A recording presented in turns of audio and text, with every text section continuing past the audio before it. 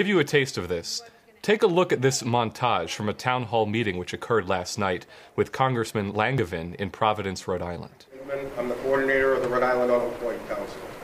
And there's no doubt about the fact that there's a jobs emergency. There's a crisis in this country, all across the country. Here in Rhode Island, third highest in the nation. We need decisive action like during the Depression, what FDR took when he created the WPA, which put millions of people to work building things like the Perry Middle School, our sewage treatment plant in the city of Providence, bridges, roads, parks. We need to put people to work.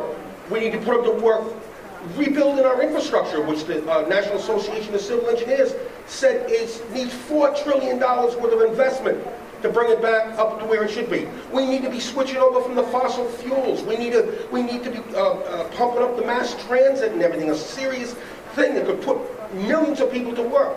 We believe a job is a right and that something has to be done. Now, on Social Security, Medicare, and all the other human needs things, what we're telling you is go down and fight. Don't go down and work with Republicans, and they just want to chop our legs off, but you're just going to chop our arms off. And we're not buying it anymore. We're not going to accept that anymore. What we're trying to tell you, we know that there is money, because I'm going to list it off for you. The Federal Reserve, over the last couple of years, has given the big giant banks $16 trillion. The big corporations right now, the Fortune 500, is sitting on $1.12 trillion in cash. The Bush tax cuts gave $1 trillion back during this 10-year period. The wars in Iraq and Afghanistan took $4 trillion. And now we got this idiot attack on Libya. And what are they about to try to do with Syria?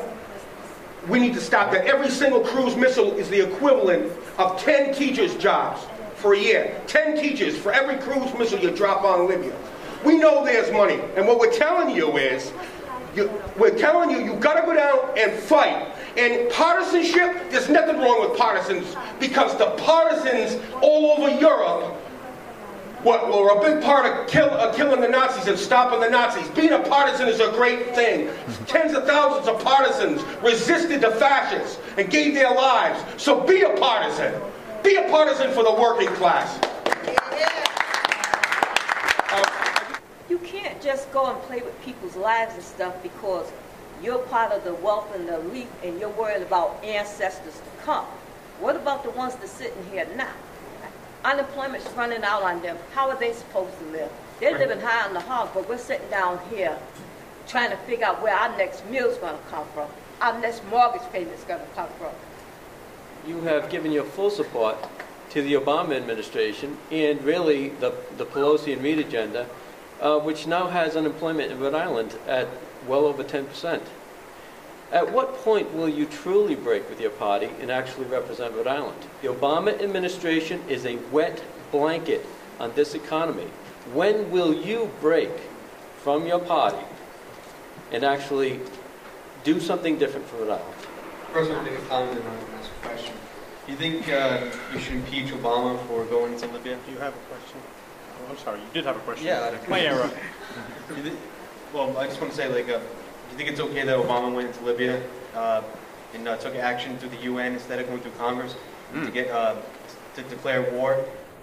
My view of what you just said is that in cutting this super committee deal, Democrats have chosen to jump off a cliff with their hands tied behind their backs. And as far as I'm concerned, it was an act of willful, self-serving, studied incompetence. My question to you is, with Democrats like that, who needs Republicans?